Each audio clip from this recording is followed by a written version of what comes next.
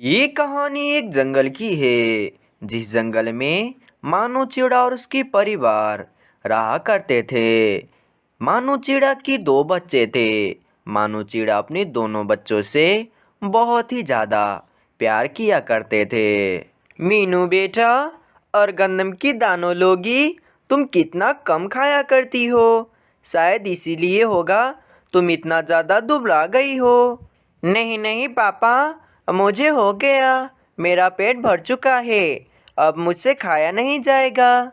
राजू चिड़े, तुम तो ले लो। तुम दोनों कितना कम खाया करते हो। नहीं नहीं पापा, बहुत हो गया। अब मुझसे इतना तो खाया नहीं जाता है। और आप कहते हैं कि और भी गंदम की दाने ले लो। मैं इतना कहाँ खा पाऊँगा। आप ही खा जाएं। ऐसे ही मानो चिड़ा अपने दोनों बच्चों से बहुत ही ज़्यादा प्यार किया करते थे। लेकिन उसकी दूसरी पत्नी यानी कोमल चिड़िया मीनू चिड़िया से बिल्कुल भी प्यार नहीं करती थी। वे तो बस अपने राजू चिड़े के बारे में ही हरदम सोचती रहती थी और मीनू चिड़िया से जलती रहती थी। मम्मा, मुझे ज़ोरों से भूख लग रही है। पापा ने जो दूसरे जंगल से गंदम के दाने लाए थे, मुझे भी उसमें से थोड़ा दीजिए। मुझे ज़ोरों से भूख लग रही है। अरे ओ मीनू चिड़िया की बच्ची, क्या तूने मम्मा ये खाऊंगी वो खाऊंगी लगा कर रखी है। तुझसे ये काम तो ढंग से होती नहीं है और तुझे ये खाना है वो खाना है। चल जा, भोजन ढूंढ कर लेकर आ। और वैसे भी तेरे बाप ने यहाँ पर कोई कमा कर नहीं रखा है। जब मम्मा ये खाऊंगी वो खाऊंगी। कोमल चिड़िया की ये बातें सुनकर मीनू चिड़िया काफ़ी ज़्यादा उदास हो जाती है। मम्मा, आप ये क्या कह रही हो। आप ये कैसा मजाक मुझसे कर रहे हैं। मैं कैसे भोजन ढूंढ सकता हूँ। मैं तो ठीक से उड़ भी नहीं पाता हूँ। और आप कह रहे हैं भोजन ढूंढने की। मुझे ज़ोरों से भूख लग रही है। बहुत हुआ मजाक। मुझे भोजन दीजिए। मुझे भोजन खाना है। अरे ओ मीनू चिड़िया की बच्ची, तुझे मुझसे डर नहीं लगता क्या। तू क्या मम्मा मम्मा मम्मा लगा रखी है। तुझे मैंने एक बार कहा जा भोजन लेकर आ, तो तुझे सुनाई नहीं देती है। रुक, अभी मैं तुझे बताती हूँ। फिर वे कोमल चिड़िया मीनू चिड़िया को मारने लगती है। बेचारी मीनू चिड़िया अपनी माँ की चाल भी समझ नहीं पाई। वे तो बस मामा ने उससे मजाक किया होगा कहकर वे सोच रही थी।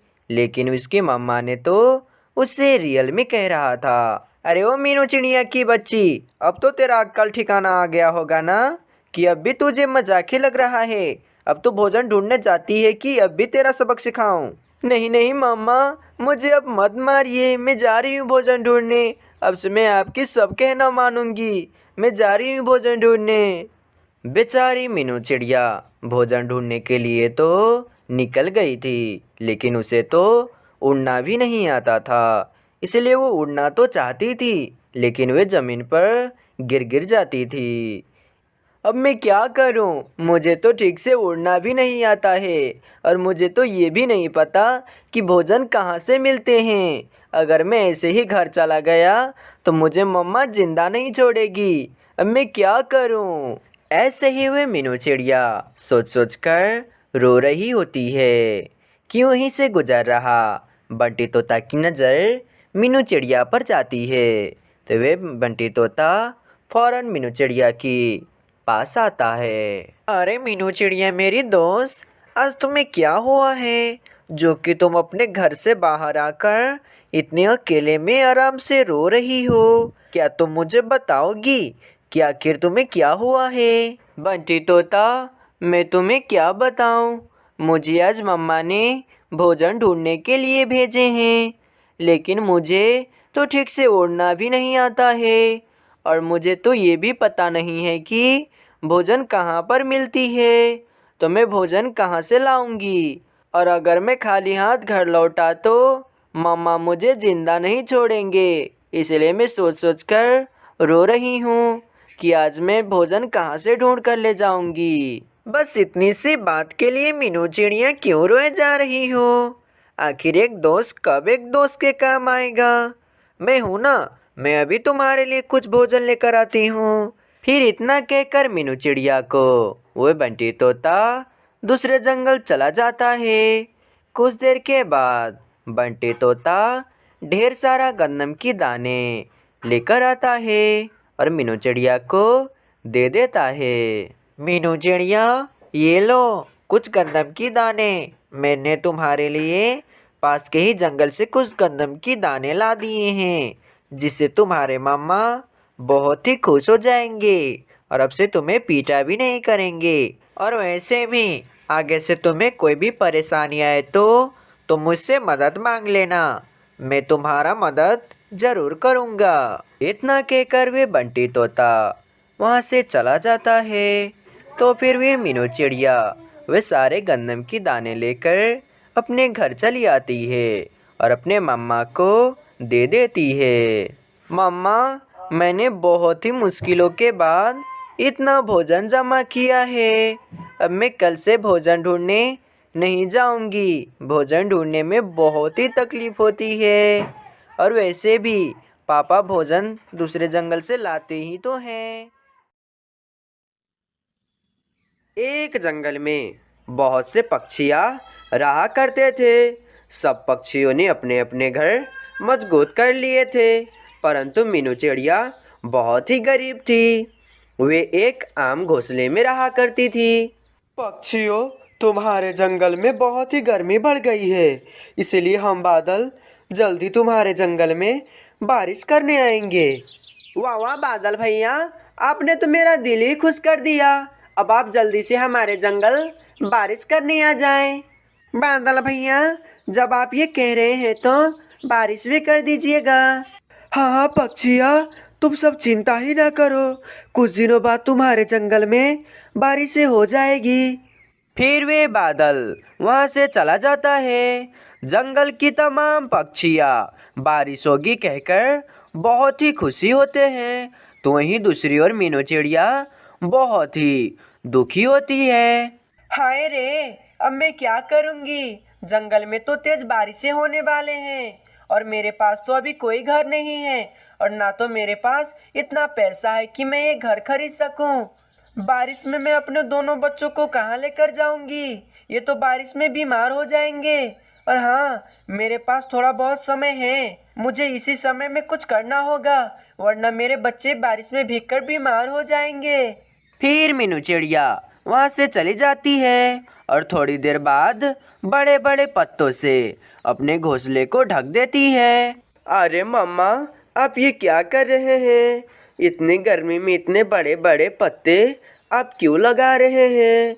हाँ माँ, इतनी गर्मी में इन पत्तों की वजह से हवा भी नहीं आ रही है, मुझे तो बहुत ही ज़्यादा गर्मी लग रही है। बेटा, बादल ने बताया है कि कुछ दिनों बाद हमारे जंगल में वे बारिश करने आने वाले हैं, इसलिए मैंने इन बड़े बड़े पत्तों से घोंसले का छत बनाया है ताकि बारिश का पानी हमारे घोंसले में ना आए। मम्मा, आप तो बारिश के मौसम में छाते बेचती हो ना, तो आप इन बड़े बड़े पत्तों की बजाय छाते ही क्यों नहीं लगा देते हैं, और भी अच्छा दिखेगा। नहीं नहीं मानो चिड़े, जब से तुम्हारी बाबा की मौत हुई है तब से हम बहुत ही गरीब हो गए हैं और अभी तो हमारे पास बस अभी का भोजन है, कल ना जाने हमारे पास भोजन कहाँ से आएगा। लेकिन तुम दोनों बिल्कुल भी चिंता न करो, मैं कल से ही छाते बेचना शुरू कर देता हूँ और उस पैसे से हम अपना घर चलाया करेंगे। मम्मा, जब पापा थे तो हम कितने अमीर थे और हम सब पक्षियों का कितना ज़्यादा मदद किया करते थे, लेकिन हम जैसे ही गरीब हुए मानो जंगल की पक्षियाँ हमें भूल ही गए हैं। बेटा, तुम दोनों ऐसे परेशान ना हो, हम फिर से बहुत ज़्यादा मेहनत करेंगे और हम पहले जैसे ही अमीर हो जाएंगे। कुछ दिनों बाद जंगल में बारिशें होना शुरू हो जाती है। मानो चिड़े और सोनू चिड़िया, आज इन बड़े बड़े पत्तों से ही हमारे घोंसले में बारिश की पानी नहीं आ रही है, अब बस मैं छाते बेचने ही जा रही हूँ, तुम दोनों घोंसले से कहीं नहीं जाना। फिर मीनू चिड़िया वहाँ से चली जाती है। छाते ले लो छाते, छाते ले लो छाते, बारिश की मौसम में बढ़िया बढ़िया छाते, छाते ले लो छाते। अरे भाई मीनू चिड़िया, तुम इतने बारिश में छाते बेच रही हो, तुम्हें तो ठंड लग जाएगी और तुम बीमार भी हो सकती हो। तो मैं क्या करूं बुलबुल बहन, मेरे बच्चे घोंसले में भूखे बैठे हैं, तो उन्हें भोजन खिलाने के लिए मुझे तो ये करना ही होगा ना। अच्छा तो मीनू चिड़िया, मुझे एक छाते दे दो। बस फिर मीनू चिड़िया इधर छाते बेच रही होती है तो वहीं दूसरी ओर बारिश तेज होने के कारण मीनू चिड़िया की घोंसला टूट फूट कर बिखर गया होता है और मानू चिड़ा और सोनू चिड़िया तेज बारिश में भीग रही होती है कि वहीं से गुजर रहा बंटी तोता की नज़र मानू चिड़ा और सोनू चिड़िया पर जाता है। तो बंटी तोता फौरन मानू चिड़ा और सोनू चिड़िया के पास चला आता है। अरे मानू चिड़ा और सोनू चिड़िया, तुम दोनों यहाँ पर कैसे गिरे? तुम दोनों तो बारिश की पानी में काफी ज्यादा भीग गए हो। फिर मानू चिड़ा बंटी तोता को सारी बात बताता है। इस जंगल की पक्षी तो कितनी जालिम है। जब मीनू चिड़िया मीर थी तो पक्षियों की कितनी ज़्यादा मदद किया करती थी, लेकिन आज मीनू चिड़िया गरीब हो गई है तो जंगल के तमाम पक्षियाँ मीनू चिड़िया को भूल ही गई है। मैं तो आज 2 सालों के बाद अपने जंगल लौटा हूँ और ये सब देखकर मुझे बहुत ही ज़्यादा दुख हुई है। चलो मानो चिड़े और सोनू चिड़िया, तुम दोनों मेरे घर चलो। फिर बंटी तोता मानो चिड़ा और सोनू चिड़िया को अपने साथ अपने घर ले आता है। हाय रे मेरे दोनों बच्चों, तुम दोनों ठीक तो हो ना? आज मेरी वजह से तुम्हें क्या क्या झेलना पड़ रहा है। नहीं नहीं मीनू चिड़िया, इसमें तुम्हारा कोई गलती नहीं है, बल्कि पक्षियों को तुम्हारा ख्याल रखना चाहिए था। तुम भी तो मीनू चिड़िया पक्षियों का कितना ज़्यादा ख्याल रखा करती थी, लेकिन आज देखो तुम्हें जंगल की तमाम पक्षियाँ भूल ही गए हैं। लेकिन मैं तुम्हें नहीं भूला हूँ, तुम्हारा एहसान अभी मुझ पर है। मेरे तरफ से मीनू चिड़िया, ये तुम्हारे लिए छोटा सा गिफ्ट है, तुम आज से यहीं पर रहोगी। बंटी तोता, आज मैं तुमसे 2 सालों बाद मिल रही हूँ, लेकिन बंटी तोता तुम जैसे थे पहले वैसे ही अब भी हो, तुम बिल्कुल भी नहीं बदले हो।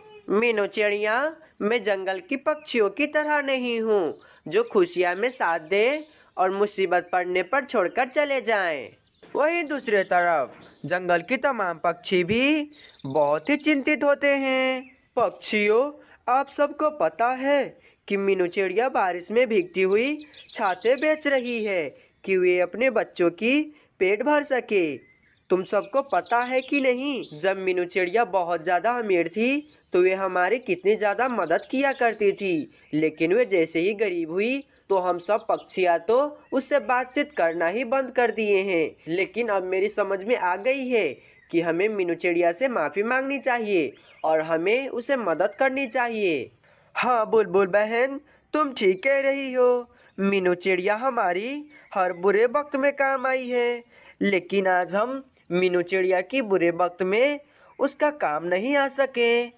मुझे तो लगता है पक्षियों कि मीनू चिड़िया हम सबसे नाराज होगी, क्योंकि हमने मीनू चिड़िया के साथ बहुत ही गलत किया है। हाँ तो नाराज होना बनता है उसे, क्योंकि हमने काम ही किया है ऐसा। परंतु पक्षियों, अभी हमारे पास समय है, हम चाहें तो वे गलती को सुधार भी सकते हैं। लेकिन मुन्नी चिड़िया मीनू चिड़िया की मदद कैसे करें? क्यों ना हम कालू कौवे, हम सब पक्षी मिलकर थोड़े थोड़े पैसे से एक मीनू चिड़िया को घर ही गिफ्ट कर देते हैं। हाँ हाँ बुलबुल बहन, तुम ठीक कह रही हो, हमें ऐसा ही करना चाहिए। फिर जंगल की तमाम पक्षियाँ मीनू चिड़िया के पास आती है। मीनू चिड़िया, हम सब पक्षियों को माफ़ कर दो, हम सब पक्षियों ने अपने चक्कर में तुम्हारा एहसान ही भूल गए थे।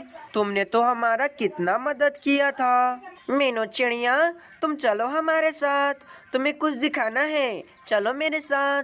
पक्षियों, मुझे बहुत ही ज़्यादा खुशी हुई कि तुम्हें अपनी गलतियों का एहसास हो गया, इसलिए मैंने तुम सब पक्षियों को माफ़ कर दिया है। मीनू चिड़िया, हम जान चुके हैं कि हमारे आस पड़ोस में क्या चल रही है, हमें जाननी चाहिए और जहाँ तक हो पाए हमें मदद भी करनी चाहिए। फिर मीनू चिड़िया पक्षियों के साथ चली जाती है। मीनू चिड़िया, ये देखो तुम्हारा नया घर।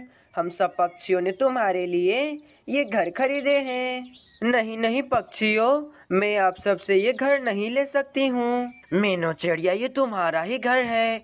तुमने हम सब पक्षियों का कितना मदद किया है, इसीलिए हम पक्षी भी तुम्हारा छोटा सा मदद करना चाहते हैं। ये हमारे तरफ से तुम्हारे लिए एक छोटा सा गिफ्ट है। पक्षियों की बात सुनकर मीनू चिड़िया बहुत ही ज़्यादा खुश हो जाती है और खुशी खुशी उसी घर में रहने लगती है।